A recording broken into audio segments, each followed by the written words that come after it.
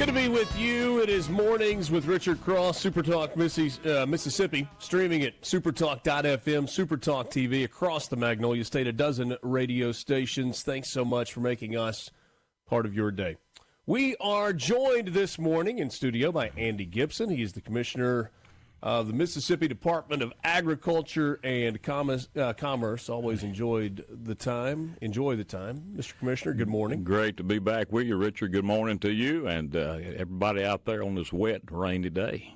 I saw a picture from a deer stand from you that was online a few days ago. Has it been a good start to deer season? It has been. You know, my children have done better than I have so far, but I'm enjoying and I plan to spend a little more time out there this weekend, Lord willing. There you go. Be a good weekend for it. Cooling off a little bit. Yeah. Some boys looking for some girlfriends out there, which seems to make them all move around a little bit. They'll move, and they won't worry about who's in the deer stand. That's right.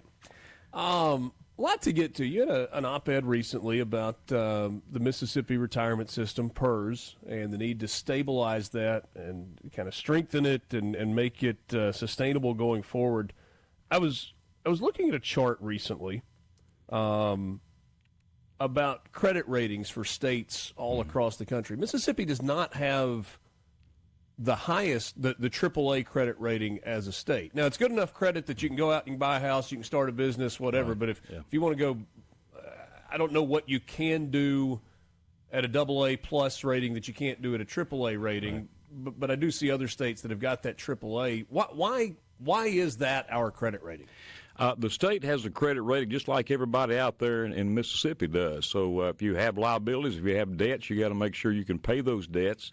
And one of the largest liabilities that the state of Mississippi has and obligations, and it's a sacred obligation to our retirees, to hardworking employees who are looking to retire, that's our state PERS retirement system. Mm-hmm. And that retirement system has, over the years, been a huge issue, and it continues to. In recent years, the legislature has looked at ways to try to enhance it, to increase it, but frankly, it's underfunded. And according to those reports that analytics are putting out, analysts and credit ratings experts, you know, Mississippi's funded rating of that fund is actually only 56% today compared to, you know, a lot of states that are out there, 80, 90%. A lot of states who had excess cash back after COVID actually paid into their funds to enhance that funded ratio. And in Illinois, the funding ratio is 50%. Mississippi is 56%. So you had some recent negative outlook, discussions among folks like Moody's Investor Services. And looking at the state, the question is, can the state afford to pay this retirement system?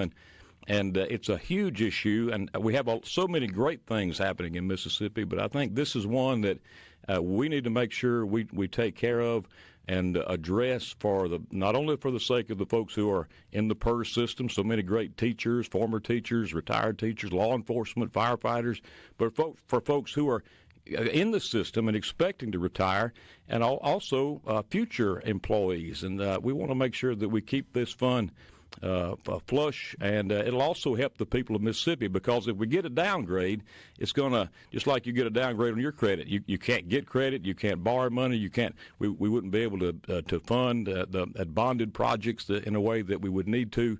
So it affects all taxpayers, and what we don't want is a negative credit rating on the state of Mississippi. And I am encouraged, as I said in my op-ed, there has been a lot of attention to that, to try to address it in recent years. And I think, though, that the recent reports that came out from Moody's in the spring, and then also other reports that have come out this fall, have indicated there's more work to be done. And we have to make it a priority for the sake of all of our retirees, for the sake of our employees, and for the sake of the state of Mississippi's financial health. It's a big, big issue.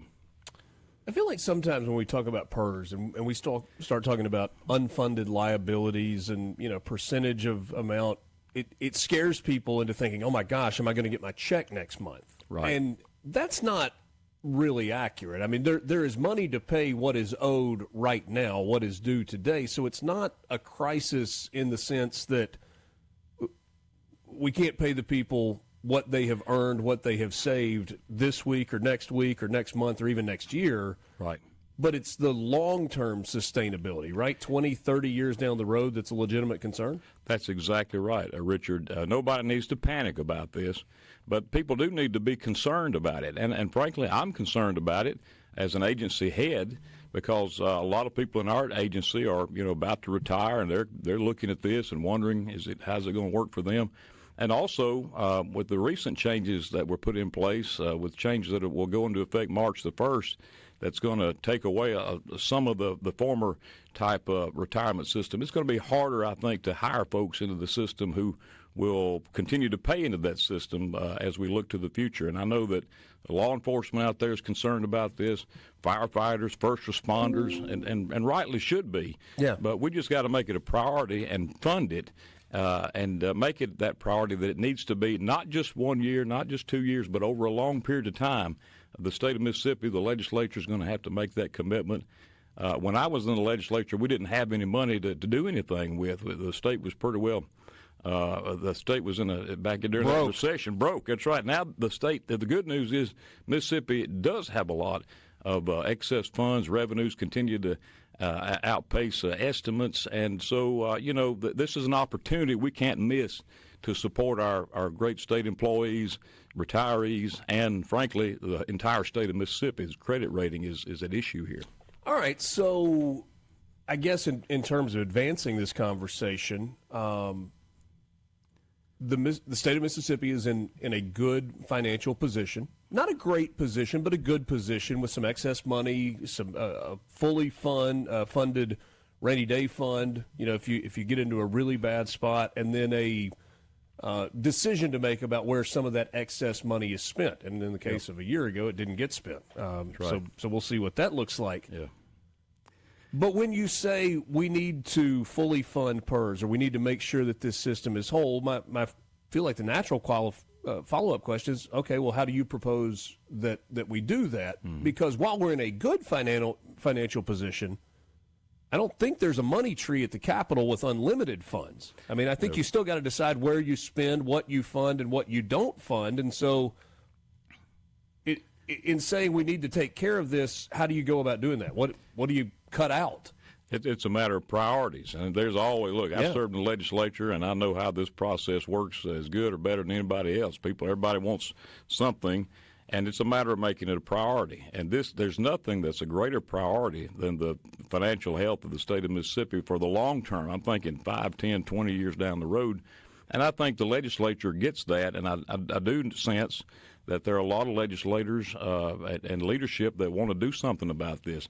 When you talk to folks on the PERS board, there is a sense by some of the members on the board and the analysts also that as much as $200 million a year should be devoted to this over the next 10 years. If you put $200 million in, they tell me over 5 years, what you're going to have is about an 80% funded system. And if you do it over 10 years, you're going to get to 90%, which is in line with our sister states around us that have put additional funds into their system. So we got to get there, and it's a matter of priorities. $200 million is a number that I've heard. I've heard other proposals that are out there to put a big chunk this year, and then maybe smaller amounts over the next years. And I want to give a shout out to Senator Daniel Sparks. I talked to him at length about this the other day, and I really appreciate his attention to this, his involvement in it. I think he's got a really good idea of where this system is and what needs to happen. And I'm encouraged to hear that, and I hope that folks will follow through with it. Talking about it's one thing, getting it done is another thing. It's got to be made a priority, and I look forward to seeing and hearing what will be done as we go through the process in the next couple of years. And I don't know that there's anybody that spent more time on that than Senator Sparks has. I mean, he is way off in the weeds in the numbers in terms of what it looks like. But you added Tier 5 a year ago during the legislative session, the 2025 session. But we're already hearing from groups. I mean, you mentioned the First Responders Association going, hold on, this doesn't work. We can't recruit people in with this type of a retirement system compared to what we've had. Yeah. Do you carve something out for them? Do you carve something out for the teachers? Something's got to be done. And as one who has run an agency, as an agency head, I can tell you it is going to have an impact on our ability to hire folks. when you take that retirement system away, we're already not paying or not able to pay folks what the private sector can pay. You take that out, and you've got a situation where it's going to be increasingly hard to hire good folks into the system who can continue to pay. And it's not going to be any harder for anybody than it will be for law enforcement and firefighters who are putting their lives literally on the line, first responders. And don't forget our teachers out there as well. This has got to be addressed, and I look forward to seeing how it will be in the days ahead. We've got a little more coming up with Andy Gibson, the commissioner from the Department of Agriculture and Commerce. It's a big announcement, we think, that is coming for farmers next week, and dates announced for the Dixie National Rodeo. We're back with you right after this. Mornings with Richard Cross, SuperTalk, Mississippi.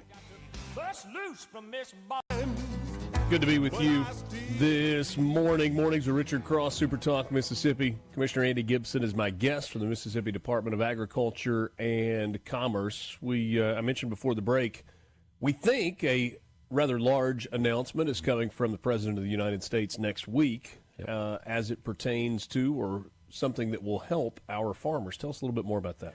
Yes, I was on a call yesterday with the administration, and there will be, we're told, an announcement by the president, by USDA from the Oval Office one day next week, early next week, and it's going to help our farmers, particularly our row crop farmers that are hurting so bad due to this, China trade war that we've got to win.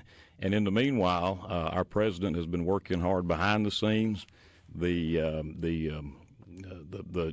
government shutdown that happened back in October and November did result in a bill that reopened the government, and part of that is going to be to the advantage of our farmers who have been suffering and who frankly need without a farm bill that's been passed for the last several years, there's been a very great lack of certainty on what type of programs are available, and I'm excited. I can't say a whole lot about it, but it's going to be good news for our farmers from our president, our great president, Donald J. Trump, and Ag Secretary Brooke Rollins next week.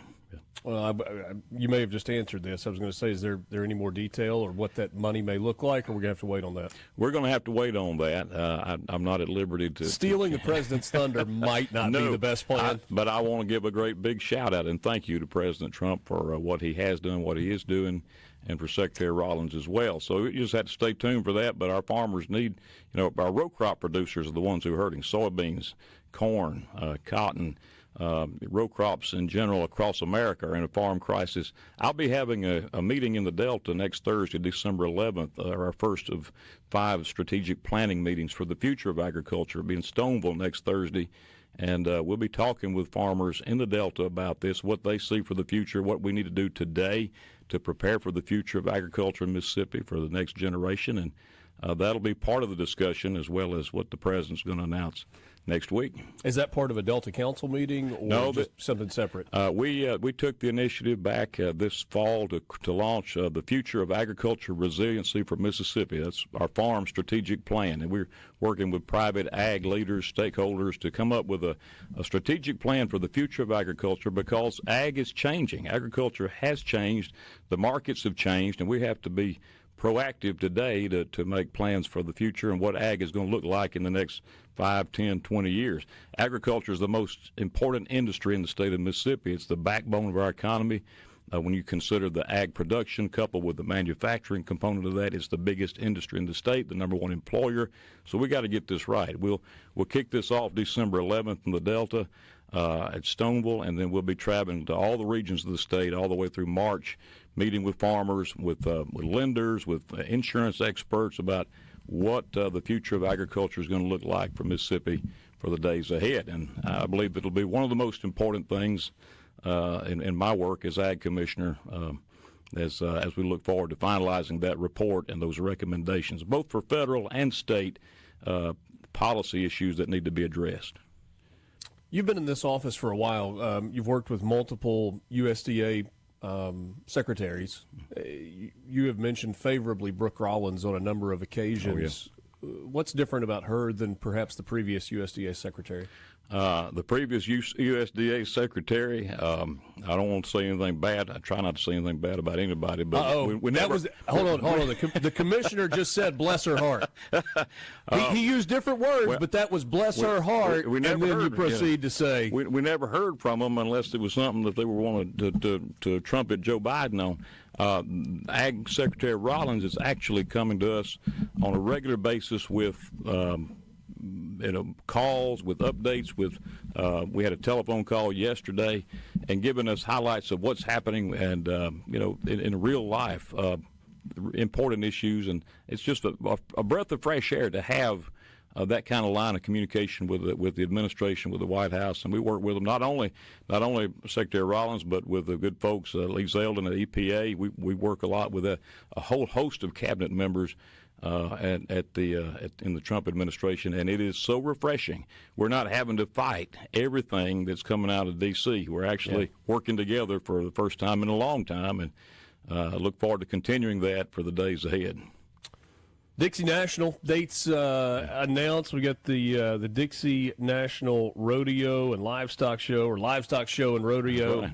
Pretty good music lineup. February 13th through 15th and 18th through 21st, and we got a good mix of a real good mix of both the up and comers and the great folks who've been around a while. I do know we got Old 60 kicking it off. Baker Blankenship, that's for our young people. Those are selling like hotcakes. Joe Nichols will be back. We're getting Tanya Tucker back here in Mississippi. Hey, that's right, on February the 18th. That's on Wednesday. Waylon White, Muscadine Bloodline, and we'll wrap it up with the one and only Mark Chestnut. So I tell folks, don't wait. Get your tickets now. All right. You know what that list of performers made me do? What?